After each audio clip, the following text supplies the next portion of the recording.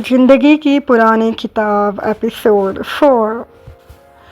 पिछले भाग में आप सभी ने सुना कि तासवी जो कि सिंगानिया कॉरपोरेशन की ऑनर हो चुकी है, वो एमा की बचपन की दोस्त होती है।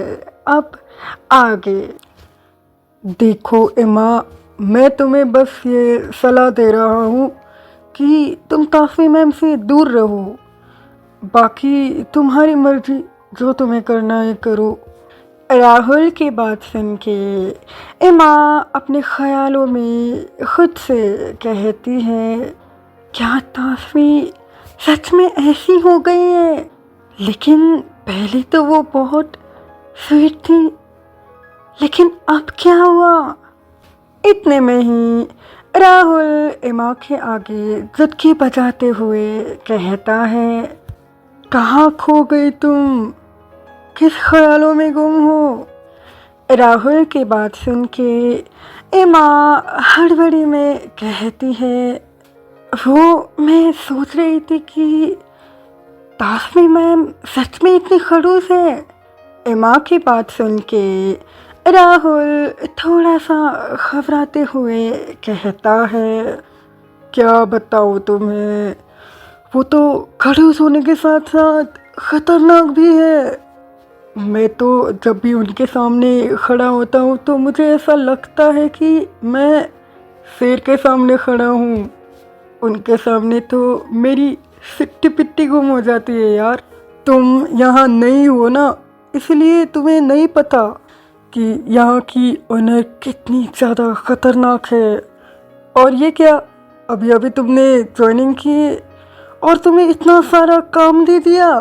लेकिन कोई बात नहीं, मैं हूँ ना, अगर तुम्हें कोई प्रॉब्लम है तो मुझसे आके कह सकती हो, मैं तुम्हारी मदद कर दूँगा।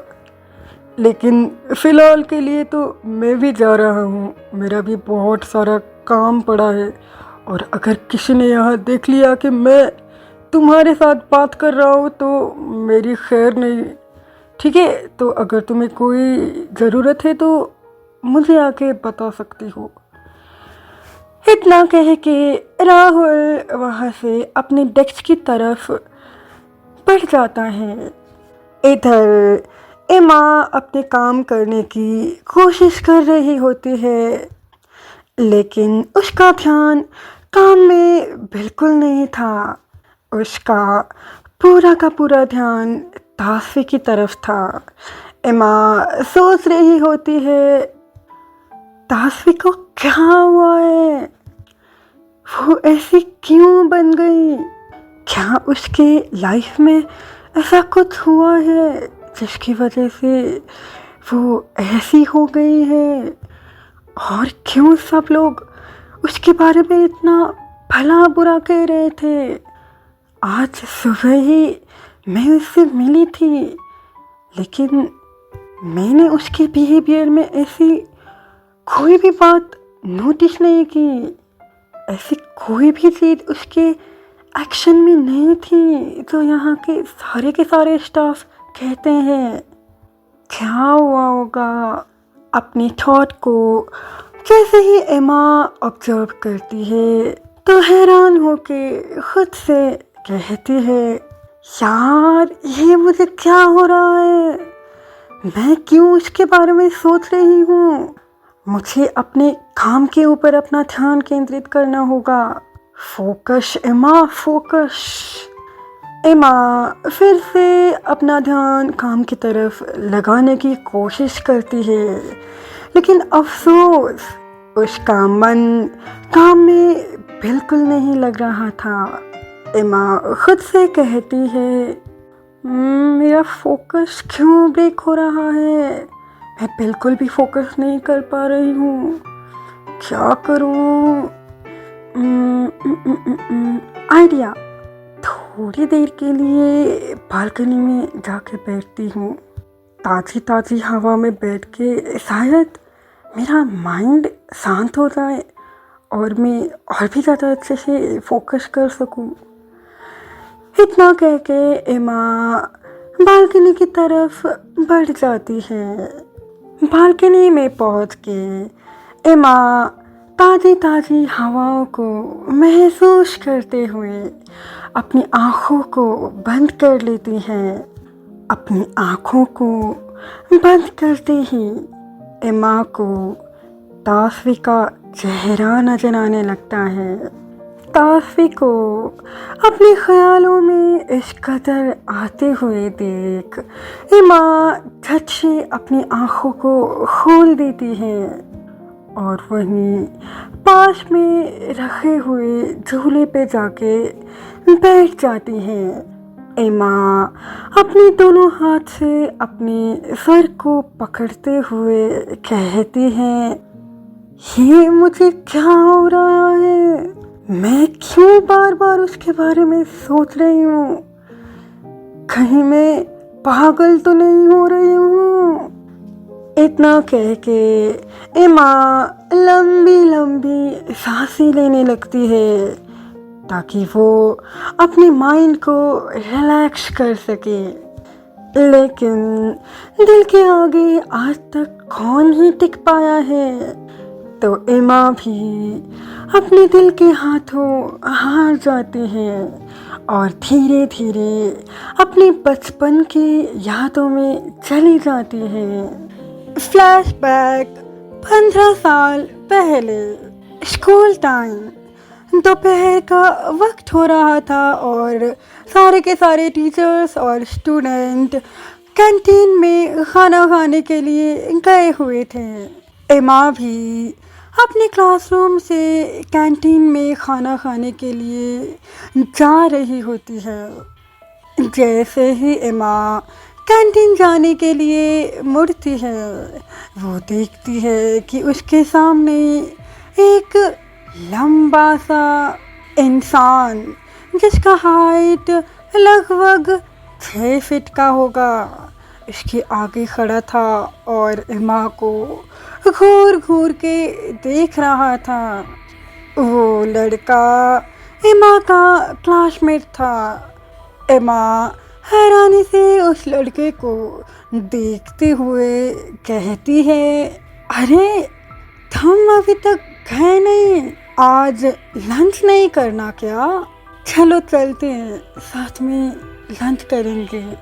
एमा की ये बात सुन के वो लड़का एमा की तरफ एक कदम बढ़ाते हुए कहता है, इतना भी क्या जल्दी है तुम्हें बाहर जाने की? थोड़ी देर यही रुको ना मेरे पास, सिर्फ तुम और मैं। इतना कह के वो लड़का अचानक से एमा का हाथ पकड़ लेता है और अपनी तरफ खींच लेता है। उस लड़के की ऐसी बेहुदा हरकतें को देख एमा शॉक्ड हो जाती है। एमा हैरानी और गुस्से के साथ उस लड़के से कहती है, ये क्या कर रहे हो तुम? छोड़ो मेरा हाथ, छोड़ो। अगर तुमने मेरा हाथ नहीं छोड़ा तो।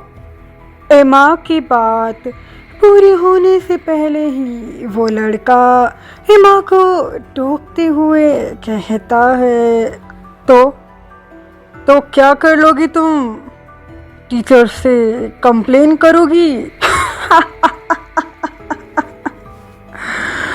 तुम जानती हो मैं किसका बेटा हूँ? एमा लापरवाही से उस लड़के से कहती है, मैं जानती हूँ तुम्हें, तुम अमीर बाप के बिगड़ी हुई औलाद हो।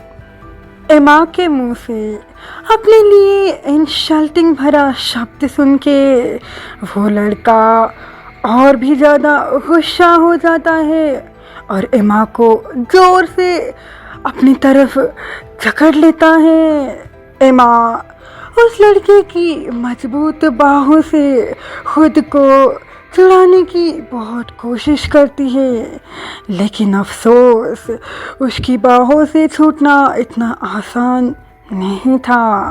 वो लड़का एमा की चेहरे की तरफ झुकते हुए कहता है, आखिरकार तुम मुझे मिल ही गई एमा।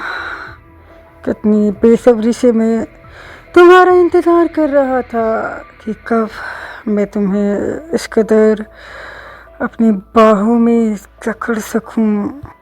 अब आज तुम्हें मुझसे कोई नहीं बचा सकता। इतना कह के वो लड़का एमा के होठों पे अपनी उंगलियों को फिराने लगता है। लड़के की बातों और हरकतों को देख एमा को बहुत तेज गुस्सा आता है और एमा अपनी पूरी जान लगा के उस लड़के के हाथ से अपना हाथ छुड़ाती है और ज़ोरदार उसके गालों पे एक झांटा मार देती है। एमा के हाथों से जोरदार थप्पड़ पड़ने से उस लड़के का चेहरा एक साइड हो जाता है और वो लड़का बहुत ज़्यादा गुस्सा हो जाता है। वो आग बबूला होके एमा की तरफ देखता है तो वो ये देख के हैरान हो जाता है कि एमा की आंखें पूरी लाल हो चुकी थीं और वो गुस्से से उस लड़के की तरफ देख रही होती है और एमा उस लड़के से कहती हैं, एक ख़त्म भी आगे मत बढ़ाना, तुम्हारे लिए अच्छा नहीं होगा। वो लड़का गुस्से से एमा की तरफ कदम बढ़ाते हुए कहता है, तुम्हें छोड़ूंगा नहीं एमा। तुम्हें पता नहीं कि तुमने किसके ऊपर हाथ उठाया है। तुम जानती नहीं हो मैं कौन हूँ। मेरा जावत खानदान का बेटा हूँ। तुमने मेरे ऊपर हाथ उठा के अच्छा नहीं किया। अब इसका खामियाजा भी बहुत बुरा होगा। इतना कह के वो लड़का एमा के साथ ज़बरदस्ती करने लगता है। एमा जोर से चीखती है, बचाओ, कोई बचाओ मुझे। वो लड़का जल्दी से एमा के होठों पर अपना हाथ रख देता है जिससे एमा अब कोई आवाज़ नहीं कर पा रही थी। खुद को अब प्रोटेक्ट ना कर पाने की वजह से एमा के आंखों से आंसू आने लगते हैं। वो लड़का डेविल स्माइल के साथ एमा की तरफ देखते हुए कहता है, मैंने कहा था ना मेरी जाने मन, चुपचाप से मेरी बाहों में ऐसे ही रहो, लेकिन तुमने मेरी बात नहीं मानी। अब भुगतो। इतना कह के वो लड़का अपनी हाथों को एमा की चेस्ट की तरफ बढ़ाने लगता है। वो एमा के चेस्ट को छू भी नहीं पाया था तभी उसके पीठ पे एक जोरदार लात आके पड़ती है और वो लड़का मुंह के बल धड़ाम से नीचे गिर जाता है। वो लड़का इतनी जोर से नीचे गिरा था कि दर्द से करहाने लगता है। स्कूल के सारे लोग कैंटीन में खाना खाने के लिए गए थे तो इसकी वजह से उस लड़के की आवाज़ कोई नहीं सुनता। जब एमा अपनी सर को ऊपर उठा के देखती है तो एमा देखती है कि उसके सामने ताशवी गुस्से से उस लड़के को घूर घूर के देख रही होती है। ताशवी को अपने सामने देख एमा अब कंट्रोल नहीं कर पाई। वो जल्दी से ताशवी से गले लग जाती हैं और फूट फूट के रोने लगती हैं। एमा रोते हुए ताशवी से कहती हैं, ताशवी मुझे बहुत डर लग रहा है, मुझे बिल्कुल अच्छा नहीं लग रहा है ताशवी। वो लड़का बहुत बुरा है, उसने मेरे साथ ज़बरदस्ती करने की कोशिश की और ये चीज़ मुझे बिल्कुल भी अच्छा नहीं लगा ताशवी। मुझे ले चलो यहाँ से, मुझे बहुत डर लग रहा है। एमा को इतना डरा सहमा और रोते हुआ देख ताशवी को भी बिल्कुल अच्छा नहीं लगता और उसकी आंखों में भी आंसू आ जाते हैं। ताशवी एमा की पीठ को थपथपाते हुए कहती हैं, कुछ नहीं हुआ है तुम्हें, तुम बिल्कुल ठीक हो और मैं आ गई हूँ ना, तुम बिल्कुल सेफ हो और मैं तुम्हें कुछ होने भी नहीं दूंगी। इतना कह के ताशवी एमा के सर को सहलाने लगते हैं। जब एमा थोड़ा सा शांत होती है तो ताशवी की तरफ देखते हुए कहते हैं, तुम मेरी सबसे अच्छी दोस्त हो ताशवी। अगर आज तुम सही सलामत यहाँ नहीं पहुँचती तो पता नहीं ये दरिंदा मेरे साथ क्या कर चुका होता। कहते कहते फिर से एमा के आंखों में आंसू आ जाते हैं और जब ताशवी एमा के आंखों में आंसू देखती है तो वो एमा से कहती हैं, कुछ नहीं होता तुम्हें, समझ गई, और मुझे पता है तुम बहुत स्ट्रांग हो, तो इतनी वीक बातें करना बंद करो। और रही इस लड़के की बात, तो मैं जाके प्रिंसिपल से कंप्लेन करूँगी इसके ख़िलाफ़। कोई मेरी दोस्त को ऐसे परेशान करे मैं बिल्कुल सहन नहीं करूँगी। जब एमा ताशवी की ये बात सुनती है तो उसके चेहरे पे हल्की सी मुस्कुराहट आती है। दोनों उस क्लासरूम से निकल के लंच करने के लिए बाहर जाते हैं। कुछ देर बाद ताशवी स्कूल के प्रिंसिपल के ऑफिस में थी और उसने वो सारा किस्सा बता दिया था जो कि एमा के साथ हुआ था। प्रिंसिपल उस लड़के को अपने कैबिन में बुलाते हैं और सवाल पूछते हैं कि क्या सच में उसने एमा के साथ ये सब कुछ किया। तो वो लड़का अपनी सफाई देते हुए कहता है, सर मैं सच कह रहा हूँ, ये लड़की झूठ बोल रही है, मैंने उस लड़की के साथ कुछ नहीं किया था।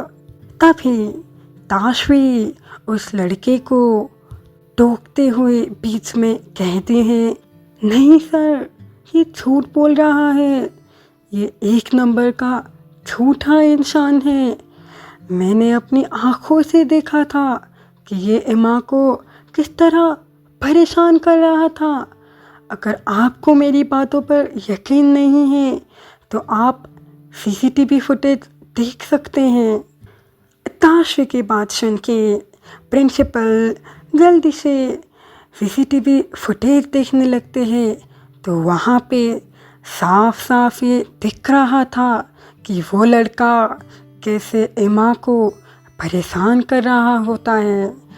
प्रिंसिपल गुस्से से उस लड़के को देखते हुए कहते हैं, ये क्या बदतमीजी है आकाश राजपूत, तुम्हें पता भी है कि तुमने एक लड़की के साथ क्या किया है, इसकी सज़ा तुम्हें ज़रूर मिलेगी। हम तुम्हारे पेरेंट्स को स्कूल में बुला रहे हैं। इतना कह के प्रिंसिपल आकाश के माता पिता को फ़ोन लगाते हैं और थोड़ी देर बाद आकाश के माता पिता उस कैबिन में मौजूद थे।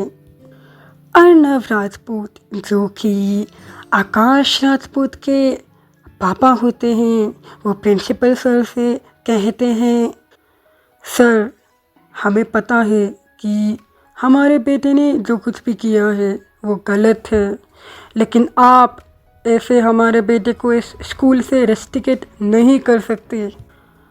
आपको पता है कि हमारा ख़ानदान कितना पावरफुल है। अगर आपने आकाश को इस स्कूल से निकाल दिया तो हम भी इस स्कूल को बंद कर देंगे। अर्नव राजपूत के बात को सुन के प्रिंसिपल घबरा जाते हैं और वो राजपूत से कहते हैं, देखिए सर, ऐसा मत कीजिए, अगर आप ऐसा करते हो तो हमारा बिजनेस ठप हो जाएगा। ठीक है, हम आपके बेटे को कुछ नहीं करते, जाने देते हैं, लेकिन याद रखिए कि अगली बार से ऐसा कुछ नहीं होना चाहिए। इतना कह के प्रिंसिपल आकाश को जाने देते हैं। ये सब कुछ ताशवी देख रही होती है। उसने लाख कोशिश की एमा को जस्टिस दिलाने के लिए, लेकिन अफसोस, पावर के आगे इस दुनिया में क्या चलता है। उसके आगे ताशवी को भी अपना घटना देखना ही पड़ता है। जब ताशवी प्रिंसिपल ऑफिस से बाहर निकल रही होती है तो वो अपने मन में सोचती है, ये दुनिया बहुत बुरी है। यहाँ सिर्फ पावर का ही चलता है, कोई आम इंसान का तो बिल्कुल कदर ही नहीं करता, कोई भी उसके इमोशंस का फिक्र नहीं करता। इसका मतलब ये है कि पावरफुल होना और पैसा होना बहुत ज़रूरी है। मैं ताशवी सिंघानिया खुद से ये वादा करती हूँ कि एक दिन ऐसा आएगा जब मैं भी बहुत पावरफुल बनूंगी और कोई भी मेरे इमोशंस के अगेंस्ट नहीं जा सकता।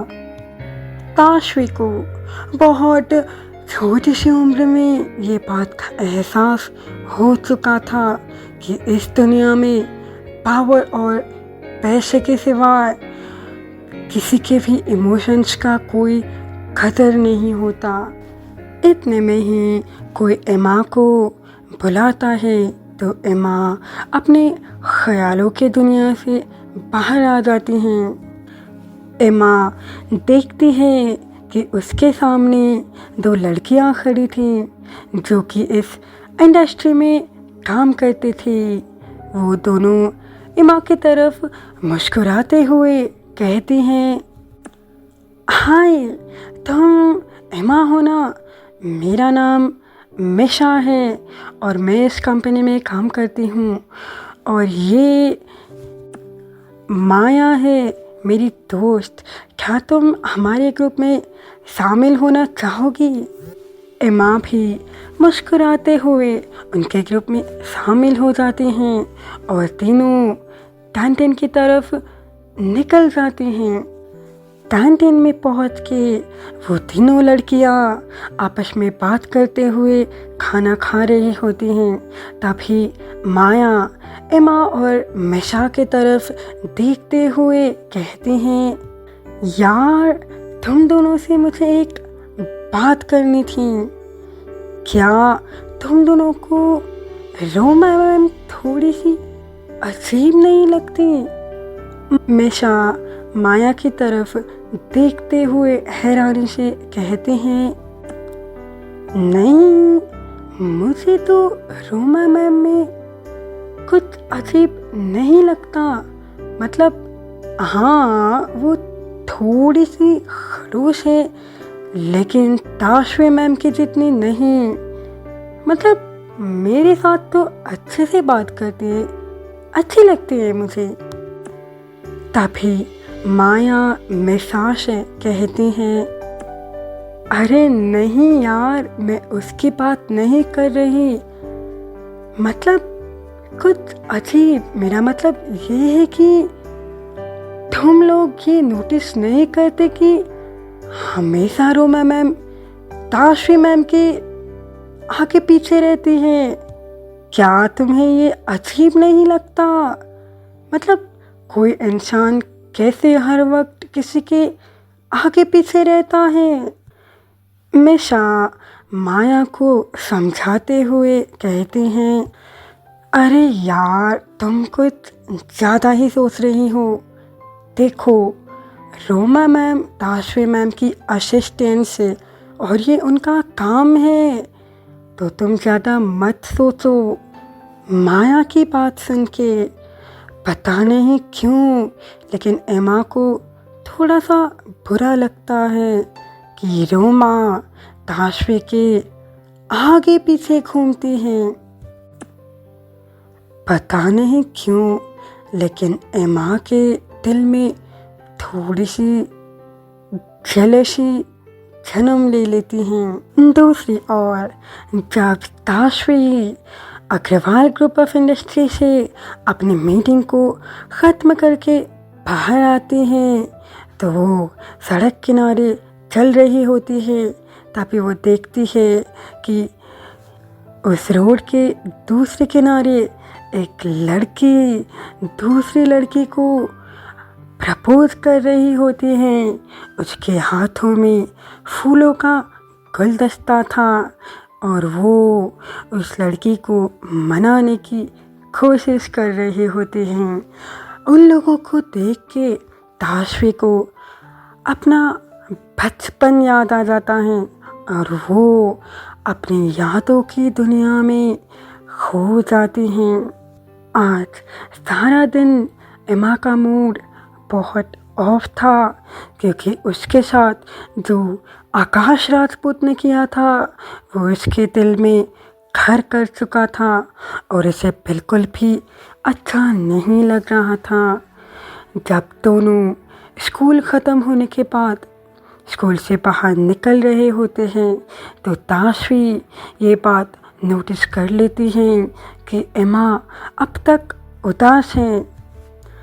उसके मूड को ठीक करने के लिए ताशवी एमा से कहते हैं, वैसे एमा काफ़ी टाइम हो गया है ना गोलगप्पा नहीं खाए हुए।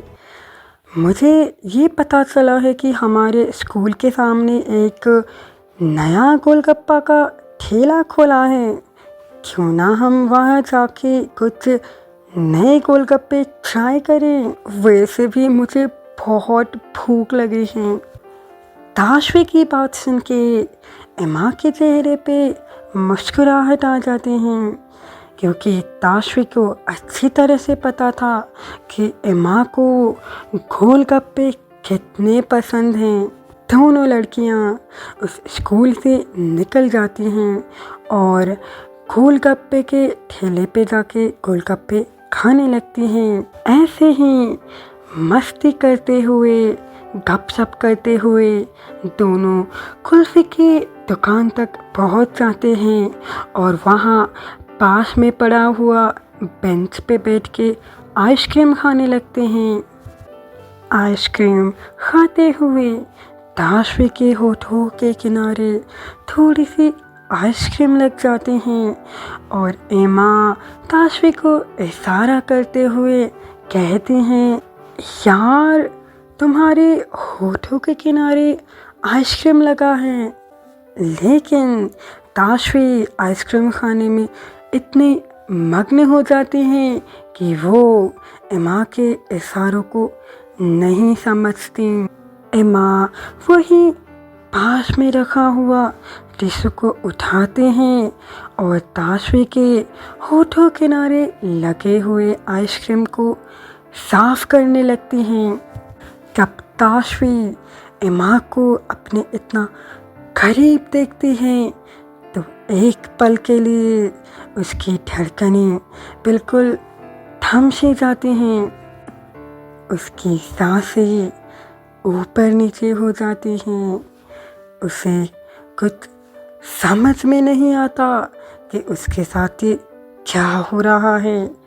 लेकिन हाँ, एमा के इतने करीब आने से उसके दिल में एक अजीब सा सुकून से मिल रहा था। ताशवी, ताशवी मेरी बात सुनो। एमा की आवाज़ सुन के ताशवी अपने ख्यालों से बाहर आ जाती हैं और एमा ताशवी से कहते हैं, तुम्हारा बहुत बहुत शुक्रिया ताशवी। आज मेरा मूड बिल्कुल अच्छा नहीं था, लेकिन तुम्हारी वजह से अब मैं बहुत अच्छा फील कर रही हूँ। सच में मैं बहुत ब्लेस्ड हूँ कि तुम मेरी दोस्त हो और तुम मेरी लाइफ में आई। एमा की बात सुन के तासवी एमा को अपने सीने से लगाते हुए कहते हैं, लकी तुम नहीं, मैं हूँ। क्योंकि जब तुम मेरी लाइफ में आई तो तुमने एक असल दोस्ती का मायने मुझे सिखाया। तुमने मुझे बताया कि एक रियल फ्रेंडशिप क्या होती है। तुम मेरे लिए बहुत लकी हो एमा। ऐसे ही मस्ती करते हुए, प्यार भरा बातें करते हुए दिन बीत जाते हैं और आखिरकार वो दिन भी आ जाता है जब ताशवी और एमा के स्कूल से ट्रिप जाने का वक्त आ गया था। कल इस स्कूल से सब लोग ट्रिप पे जाने वाले थे और ताशवी भी उस ट्रिप में जाने की तैयारी कर रही होती है। वो अपने रूम में बैठ के अपना बैग पैक कर रही होती है। तभी उसकी मम्मी उसके रूम में आती है और ताशवी से कहती हैं, बेटा अच्छी तरह से पैकिंग करना ताकि कोई भी चीज़ छूट ना जाए, ठीक है। वैसे ताशवी, क्या मैं तुझसे एक बात पूछ सकती हूँ? ताशवी की मम्मी उसके पास आते हुए कहती हैं, आजकल मैं देख रही हूँ काफ़ी खुश नज़र आती हो। और किसी की ख्यालों में खोई हुई रहती हो। कुछ बात है क्या बेटा? कोई पसंद आ गया है क्या? मम्मी की बात सुन के ताशवी शर्माते हुए कहती हैं, मम्मा ऐसी कोई बात नहीं है। मैं सिर्फ पढ़ाई को लेकर थोड़ी सी स्ट्रेस में थी, इसलिए शायद आपको ऐसा लगा कि मैं किसी की ख्यालों में हूँ। ताशवी की माँ उसकी तरफ मुस्कुराते हुए कहते हैं, अच्छा ठीक है, मैंने तुम्हारे टेबल पर दूध रख दिया है, उसे पीकर सो जाना, ओके। इतना कह के ताशवी की मम्मी वहाँ से जा ही रही होती है। तभी ताशवी अपनी मम्मी को रोकते हुए कहती हैं, मम्मा मुझे आपसे एक सवाल पूछना था। ताशवी की मम्मी पीछे मुड़ते हुए कहती हैं, पूछो बेटा, क्या बात है, क्या सवाल करना है तुम्हें मुझसे? ताशवी अपने मम्मी के सामने अपनी बात रखने से झिझक रही होती है। उस झिझक को देख ताशवी की मम्मी ताशवी से कहती हैं, बेटा मुझसे झिझकने की कोई ज़रूरत नहीं है। जो भी तुम्हारे मन में है वो तुम मुझसे पूछ सकती हो। आखिर तुम्हारी माँ होने से पहले मैं तुम्हारी एक अच्छी दोस्त भी हूँ, तो बेझिझक तुम अपनी बात मेरे सामने रख सकती हो बेटा। कैसे बोलूँ, कैसे पूछूँ ये सवाल? ताशवी अपने मन में सोचती हैं। तभी ताशवी की मम्मी उसे अपनी तरफ बुलाते हुए कहती हैं, इधर आओ और यहाँ बैठो। ठीक है, अब बताओ क्या सवाल पूछना है तुम्हें मुझसे? ताशवी थोड़ा सा अपने सर को झुकाते हुए कहती हैं, मम्मा प्यार क्या होता है? मतलब मैं बस ऐसे ही जानने की कोशिश कर रही थी। ताशवी की बात सुन के ताशवी की मम्मी ताशवी को चिढ़ाने वाली अंदाज में कहती हैं, अच्छा तो मेरी बेटी को प्यार के बारे में बात करनी है, हाँ ठीक है, तो मैं बताती हूँ। प्यार एक बहुत पवित्र एहसास है जो हमें किसी के साथ भी कहीं भी और कैसे भी हो सकता है। प्यार एक ऐसा एहसास है जो किसी भी भटकते हुए दिल को सही मार्ग देता है। प्यार हमें एक ऐसी अवस्था में ढकेल देता है जहाँ सिर्फ शांति, सुकून होता है, बिना किसी छल कपट से। प्यार एक ऐसा गहरा सागर है जहाँ हमें डूब जाने का मन करता है और वहाँ से कभी बाहर आने का दिल नहीं करता। समझ गई ना प्रेम की परिभाषा? हाँ, या कुछ और बताऊं? ताशवी की मम्मी की बात सुन के ताशवी कहती हैं, समझ गई मम्मा। वैसे मम्मा, हम कैसे पता करें कि हमें किसी से प्यार हो गया है? ताशवी की मम्मी ताशवी के बेड से उठते हुए कहती हैं, बेटा तुम अपना आँख बंद करके अपना हाथ अपने दिल पर रखो और जिसका चेहरा तुम्हारे आँखों के सामने आएगा तुम्हें पता चल जाएगा कि वही तुम्हारा प्यार है। ठीक है? अब ज़्यादा मत सोचो, अच्छे से सो जाओ। Okay, good night. इतना कह के वो ताशवी के कमरे से चली जाती हैं। ताशवी अपने मम्मी के कहे अनुसार अपने हाथों को अपने दिल पे रख देते हैं और अपनी आँखों को बंद कर लेते हैं। जब ताशवी अपनी आँखों को बंद करते हैं तो उसके आँखों के सामने एमा का चेहरा आने लगता है। वो सारे के सारे पल जो उसने एमा के साथ स्पेंड किया था रील की तरह उसके आँखों में घूमने लगते हैं। एमा की मुस्कुराहट, उसकी मासूमियत ताशवी के आँखों के आगे आने लगती हैं। एमा को अपने ख्यालों में देख ताशवी अपने आँखों को खोल देते हैं और खुद से कहती हैं, क्या मुझे एमा से प्यार हो गया है? तो दोस्तों, क्या लगता है आप सभी को, सच में ताशवी को एमा से प्यार हो गया है? और क्या होने वाला है उन लोगों के स्कूल के ट्रिप में? कौन सी नई मोड़ आने वाली है ताशवी और एमा की ज़िंदगी में? जानने के लिए सुनते रहिए ज़िंदगी की पुरानी किताब, ओनली ऑन ऑथेंटिक ऑरा में।